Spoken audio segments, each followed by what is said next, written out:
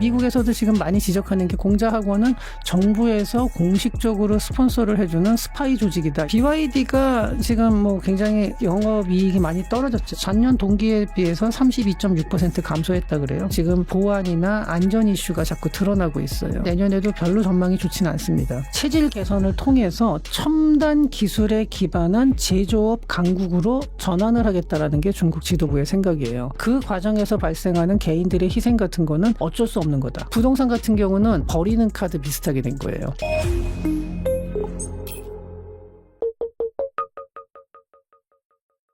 주식, 암호화폐, ETF까지 원픽 리포트. 그리고 이 중국 전기차가 해외 주요 정보를 빼돌리는 스파이 역할을 하고 있다는 논란이 거셉니다. 영국과 이스라엘 국방부는 운영하던 중국 전기차를 전량 회수를 했는데 이게 탑승자 휴대폰에 담긴 위치, 뭐 연락처, 문자 정보를 중국 서버로 전송할 가능성, 뭐 소위 말하는 백도어죠. 이게 드러났습니다. 이 중국의 스파이 이슈는 어제 오늘 일이 아닌데 이번 사건을 좀 어떻게 보시나요? 이게 지금 굉장히 오래전부터 그래요. 화웨이 통신망 쓰면은 뭐 전송된다 이런 소문도 있었고, 그다음에 중국에서 여기 우리나라 대리점에서 사면은 그런 일이 거의 없는데 해외 직구를 했을 경우에 로봇 청소기 안에 봤더니 안에 카메라가 있더라. 뭐 이런 얘기들 굉장히 많이 올라와요. 맞아요. 그래서 맞아요. 그냥 단순한 루머로 치부하기에는 이게 실체가 있는 거 아닌가 이런 생각이 드는데, 이게 왜 그런 생각이 더 많이 들게 되냐면요. 오프라인 상에서도 이런 스파이 활동이 많이 일어나거든요. 그러니까 미국에서도 지금 많이 지적하는 게 공자학원 같은 거죠. 공자학원은 정부에서 공식적으로 스폰서를 해주는 스파이 조직이다. 이런 식으로까지 얘기를 해요. 그리고 실제로 이제 그 공자학원이 어떤 식으로 했는지는 모르겠지만 공자학원 하나 외에도 그 외에도 중국 정부에서 뭐 나와서 이렇게 좀 스파이 활동을 하는 사례들이 각 세계적으로 많이 나오고 그 중에서 가장 하이라이트는 역시 그 필리핀의 그 앨리스 고어 시장 얘기였죠. 한 그 도시의 시장이 알고 봤더니 중국 스파이였잖아요. 뭐 이런 식의 일까지 벌어지고 하다 보니까 이 전자제품을 통해서 어떤 이런 정보, 디지털 정보들이 흘러나가는 거는 그거는 뭐 당연히 그런 일이 있을 거다라는 추측, 합리적 추측이 나올 수밖에 없죠. 그래서 이런 좀 경계가 좀 필요하긴 합니다. 예, 이런 부분들은 우리도 좀 각자, 이거는 정부 차원에서도 대응을 해야겠지만 각자도 이런 부분에 대해서는 좀 신경을 쓰는 게 좋겠죠. 예. 지금 보면은 막 예전에는 다른 외제차 브랜드가 있는 그런 매장에 BYD 브랜드들이 이제 점점 들어오더라고요. 스타필드 가도 약간 BYD 브랜드 있는 곳들이 좀 있고, 근데 그런 것들은 뭐 싸고 뭐 가성비 좋다라고 해서 덜컥 사기보다는 그런 안보적인 측면도 좀 생각을 해야겠네요, 개개인이. 사실은 조금 그런 문제도 있습니다. 그리고 뭐 BYD는 또 그것뿐만 아니라 안전 문제도 좀 있었어요. 중국차에 대해서는. 중국차가 전자제품에 대해서는 저는 그래서 약간은 이게 뭐 그렇다고 해서 중국 제품을 절대 쓰지 말자 그런 뜻은 아닙니다만, 이런 이슈가 자꾸 발생하다 보면은 뭔가 조금 꺼림칙해지는 것만큼은 어쩔 수가 없죠. 예. 그리고 BYD가 사용 중인 자체음 디램만 76조 원 규모로 불어나고 부채 비율도 290%를 넘어섰다는 분석이 나옵니다. 대형 제조사의 부실이 협력업체 전체 파산으로 번질 수 있다는 우려가 커지고 있는데 현재 이 BYD 상황을 어떻게 보시나요? BYD가 지금 뭐 굉장히 영업이익이 많이 떨어졌죠. 작년 동기, 그러니까 3분기 자료가 이제 발표됐는데 전년 동기에 비해서 32.6% 감소했다 그래요. 근데 여전히 그래도 이익은 납니다. 약 11억 달러 정도 이익은 있었는데, 이게 문제가 중국은 판매하는 게 우리나라랑 좀 다르게 여기 보면 어음으로 막 주고 뭐 이러잖아요. 그리고 요새 보면은 나오자마자 막 그 중고차로 돌려서 팔기도 하고 이런 식으로 좀 허수가 많이 끼어 있는 것 같아요. 그래서 실제로 이익은 이보다 더 적을 수는 있는데 아직까지 BYD가 뭐 파산을 한다든가 이럴 가능성은 저는 거의 없다고 봅니다. 다만 전기차가 캐즘 구간에 들어갔고 또 내년에는 중국에서도 이제 보조금 같은 게 더 줄어들고 하기 때문에 내년에도 수요가 늘어날 걸로 보기는 어렵거든요. 근데 그 와중에 아까 말씀드린 대로 해외에서도 지금 보안이나 안전 이슈가 자꾸 드러나고 있어요. 이러다 보니까 이게 지금 상당히 어려운 상황에 처했고 내년에도 별로 전망이 좋지는 않습니다. 다만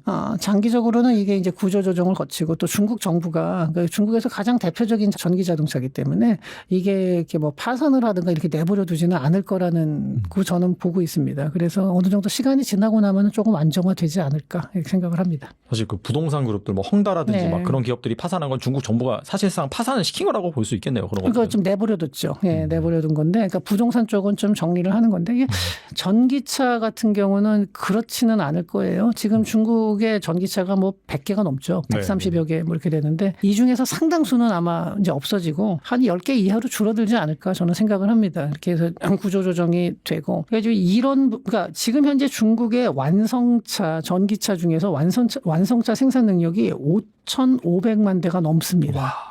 근데 내수 판매량이 2,700만 대 정도예요. 그러니까 절반 가까이가 지금 내수로는 절반 정도밖에 안 되고 나머지는 다 해외 수출을 해야 되는데 수출 전망이 지금 별로 좋지가 않아요. 지금까지는 그래도 많이 나갔지만 내년에도 그 전기차 수요가 전 세계 전기차 수요가 그렇게 늘지 않을 거고 지금도 그래서 중국에서 과잉 생산이 문제가 되고 있거든요. 그래서 BYD라든지 몇몇 업체를 빼고는 대부분 적자예요. 근데 이 과정에서 그러니까 지금 중국 국가통계국에서 나온 건데 중국 전기차 산업 평균 가동률이 72%였다 그러는데 이게 작은 업체를 빼고 한 거예요. 네, 어느 정도 이상 규모가 되는 업체들만 한 거라서 실제로 모두 다 하면은 50% 조금 넘을 거라 그러더라고요. 근데 이거는 그러니까 업체 중에 상당히 많은 수가 지금 파산을 해야 된다는 거죠. 근데 이제 금융기관에서 돈을 주면서 좀비 기업처럼 살아있는 형태거든요. 근데 요게 뭐 인수 합병되고 뭐 파산하고 이런 식으로 하면서 쭉 하면은 그러고 나서 몇 년 지나고 나면은 BYD의 수익성도 개선이 되고 중국도 이제 이 오버캐퍼시티를 어느 정도 조정을 하겠죠. 근데 이러고 났을 때에 대해서 이제 두 가지 견해가 있어요. 하나는 수익성이 개편이 되니까 앞으로 중국차가 이제 또 과거처럼 고속 성장을 할 거다. 이렇게 얘기를 하는 사람들도 있지만 이러한 첨단 산업에서는 한번 포인트를 딱 놓치고 나면은 이게 기술 세대 차이가 벌어진다는 거예요. 뭐 다른 나라들은 배터리나 이런 게 계속 새로워지고 있는데 중국에서는 이미 그 구조 조정을 하느냐고 한 2, 3년을 보낸다 그러면은요. 이게 기술 격차가 발생해 버리는 거죠. 그러고 나면은 오히려 경쟁력이 더 약화된다. 이게 두 가지 전망이 다 있거든요. 근데 어느 쪽으로 갈지는 모르겠어요. 근데 중국은 이제 다른 거 막 다 제껴놓고 정부에서 쫙 몰아가지고 한 산업에다 지원해 주는 거를 한다 그러면은 BYD가 나중에 한 2, 3년 지나고 나서 다시 이제 정상적으로 과거처럼 높은 수익률을 내면서 해외에서 선전을 할 수도 있겠지만 그렇지 않고 또 기술 격차가 좀 벌어지면서 다시 후발주자로 내려와서 다시 추격을 해야 되는 입장이 될 수도 있습니다. 그러니까 아무래도 앞서 살펴보면 뭐 영국이라든지 이스라엘 보안 이슈 이런 것 때문에 서구권은 좀 진출이 힘들 것 같고 뭐 개발도상국이라든지 원래 중국과 어떻게 본다면 이 브릭스로 엮인 그런 나라들 중심으로 좀 판매를 이어가는 그런 상황이겠네요. 그렇게 되겠죠. 근데 그쪽이 아무래도 수요가 유럽이나 북미 뭐 이런 나라들에 비해서는 좀 적으니까 그런 면에서는 상당히 한동안 침체기가 올 거다 이렇게 또 예측을 하는 거죠. 중국 최대 부동산 기업들의 유동성 압박이 이어지면서 이 부동산 시장 위기론이 다시 또 고조가 되고 있습니다. 이달 들어 국유 자본이 최대 주주인 완커그룹에서도 차환 불가 및 디폴트 우려가 제기되고 있는데 완커 사태를 기점으로 중국 부동산 시장의 신뢰 붕괴가 이어질 가능성이 있을까요?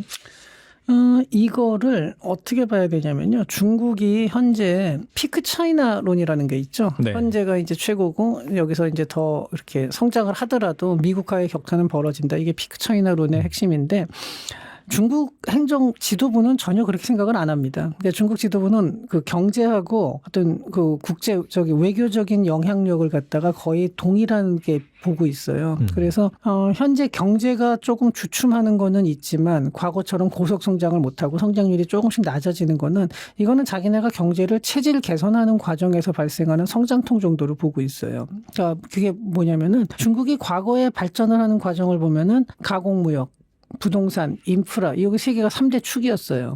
근데 이제 중국에서는 더 이상은 그렇게는 못한다. 그래서 어떤 거냐면은 체질 개선을 통해서 첨단 기술에 기반한 제조업 강국으로 전환을 하겠다라는 게 중국 지도부의 생각이에요. 그 과정에서 발생하는 개인들의 희생 같은 거는 어쩔 수 없는 거다. 그러니까 그런 데서 발생하는 거. 그러니까 지금 중국 정부에서 한 2010년대 후반쯤부터 이렇게 나오는 거 보면은 보면 전부 다 뭐 반도체, 양자 기술, 항공우주, 뭐 AI 그리고 실제로 그런데 뭐 딥시크 같은 효과도 냈었죠. 성과도 냈었고 그다음에 뭐 친환경 기술 뭐 이런 데다가 집중 투자를 하고 있어요. 그러면서 나머지 부분은 그래서 중국 정부에서 의도적으로 확 죽인 게 사교육이라든가 부동산 이런 거죠. 그러니까 이런 쪽에 대해서는 구조 조정을 하고 사교육은 아예 없앴고 부동산 같은 경우도 이제 구조 조정을 하고 그리고 나머지 뭐 이렇게 일반 국민들이 좀 힘든 거는 그 내수 부진으로 인해서 힘든 거는 그거는 우리가 참고 넘어가야 될 일. 이거는 하나의 성장통 이렇게 보는 거고요. 그래서 이제 이거는 자기네 계획대로 가고 있는 거다 이런 식으로 생각을 하는 거고요. 이거는 제 생각을 지금 말씀드리는 게 아니라 메데이로스라는 그 조지타운 대학교의 교수님인데 이분이 어떤 분이냐면 바이든 행정부 때 국가안보회의에서 아시아 선임 국장을 했던 분이에요. 그리고 그 당시에 중국 담당을 했던 선임 국장을 했는데 그분이 중국 지도부들을 만나서 그 중국 지도부들의 생각에 대해서 정리한 거를 한번 이제 글로 썼는데 거기 나온 내용인데 또 하나 외교적인 건 뭐냐면은 아까 제가 그런 얘기를 했었죠. 그 유교적 막시즘 이러면서 중국이 서구식 체제가 아니라 중국 자체의 고유한 정치 체제를 가지고 있고 그거는 현재 다른 사람들이 말하는 글로벌 스탠다드라고 하는 서구식 자본주의 체제하고 충분히 경쟁이 가능한 체제다. 미소 경쟁처럼. 우리는 이런 체제 경쟁을 하는 거다. 그렇기 때문에 이런 체제 경쟁, 그러니까 반미 반서구 연합을 계속 확장해 나가는 게 브릭스 확대. 1대1로 이런 거죠. 중국식 체제를 전 세계에 보낸다. 이러면서 이 숫자가 굉장히 지금 많이 늘어났고 이거는 우리가 원하는 대로 되고 있다라는 거예요. 예상대로, 예정대로. 네. 그렇기 때문에 피크 차이나론에 대해서 전혀 신경을 쓰질 않고 중국 지도부는 현재 상황이 자기네들이 원하는 대로 가고 있다라고 지금 느낀다는 거거든요. 그러니까 부동산 같은 경우는 앞으로도 전혀 이게 그러니까 전혀라고 말은 못하겠지만 중국 정부에서 그렇게 많은 돈을 투입하면서까지 과거처럼 성장을 이끌어 나갈 생각은 없고 구조조정을 계속 해나가려는 거죠. 그러니까 중국 정부에서 버리는 카드 비슷하게 된 거예요. 버린다는 말은 너무 극단적일 수 있겠지만 어쨌든 부동산 중심의 경제 성장. 지금도 근데 부동산이 비중이 너무 크거든요. 굉장히 커요. GDP에 뭐 한 20-30% 된다 그러는데 굉장히 큰데 이거를 이런 식으로 가가지고 그럼 수출량은 지금 굉장히 많고 국제적인 영향력도 늘어나는 것 같지만 그럼 일반 국민들의 삶의 질은 어떠냐. 청년 실업 저렇게 높고 한데 근데 중국 정부는 정말 이거는 겪어야 될 일이다 이렇게 그냥 놓고 있는 거예요. 그래서 현재 중국 정부가 추구하고 있는 이 모델 하에서는 이런 식으로 가면서 아주 극단적으로 어려운 상황은 정부에서 지원을 해주는데 주로 이제 금융 쪽을 통해서 관치금융이잖아요. 중국은 그렇죠. 완전히. 네. 예. 그렇기 때문에 이걸 갖다 문제를 자꾸 덮고 가는데 지금까지는 그렇게 왔어요. 그리고 정말 사람들이 중국에 대해서 부정적인 것만 쭉 놓으면은 당장 내일 망해도 이상할 게 없는데 또 긍정적인 것만 쭉 보고 놓으면 이건 금방 미국을 추월할 수도. 이게 두 가지가 지금 저도 보면서 굉장히 혼돈이 이제 헷갈립니다. 그러니까 중국이란 나라를 이렇게 보면은 과거에 없었던 새로운 체제가 나왔다라는 생각이 좀 들고 그러면서 그러니까 과거에 이 공산주의라고 하더라도 과거의 소련과는 분명히 다른 공산주의예요. 이거는 그런 상태인데 이 상황에서 이게 지금까지는 위태위태한 것 같은데도 하부가 굉장히 흔들리는 것 같고 위험한 것 같은데도 꾹 누르고 왔거든요. 심지어는 뭐 아주 오래전에 천안문 사태 같은 것도 겪었고 뭐 이런데 불만이 있는 걸 다 누르고 왔어요. 홍콩에서 뭐 그렇게 시위해봤자 정말 그거는 아무렇지도 않게 찰과상도 안 입는 정도로 넘어간다는 느낌이 들 정도예요. 근데 이런 상황에서 항상 느끼는 게 그래요. 완벽해 보이고 굳건해 보이지만 왜 댐 같은 경우도 바늘구멍 하나만 생기면 댐이 무너지는 거거든요. 네. 그런 것처럼 이 중국의 저러한 체제가 지금 보면은 굳건해 보이는데 과연 저게 앞으로도 그러면은 지금까지 그랬으니까 앞으로도 그렇다라고 단정할 수 있느냐. 저게 어느 선까지 그럼 유지가 될 수 있느냐. 여기에 대해서는 모르는 거죠. 그동안 한 번도 본 적이 없는 체제이기 때문에 그거를 예측하기가 너무 힘든 거예요. 근데 중국은 저는 그래서 항상 이렇게 봐요. 그러니까 불안한 요소와 긍정적인 요소가 동시에 이제 많이 보이고 그게 굉장히 극단적으로 흩어져 있는 거예요. 그래서 어느 쪽으로 갈지는 저는 근데 이게 장기적으로 정말로 선진국이 돼서 미국을 쫓아갈 정도가 될 때까지는 갈 수 있느냐에 대해서는 약간 회의적이에요. 거기에까지는. 근데 제가 당분간 그렇다고 당장 무너질 거냐? 그것도 저는 아니라고 봐요. 그래서 이 미국과 중국의 체제 경쟁은 단기간에 끝나지 않고 상당히 오랫동안 장기간 이어질 거다. 둘의 힘겨루기는 계속하고 그 트럼프 대통령이 그럼 내려오고 다른 사람 뭐 심지어는 민주당에서 당선이 된다 하더라도 이 흐름은 이 두 나라의 체제 경쟁은 지속이 될 거라고 보고 있습니다.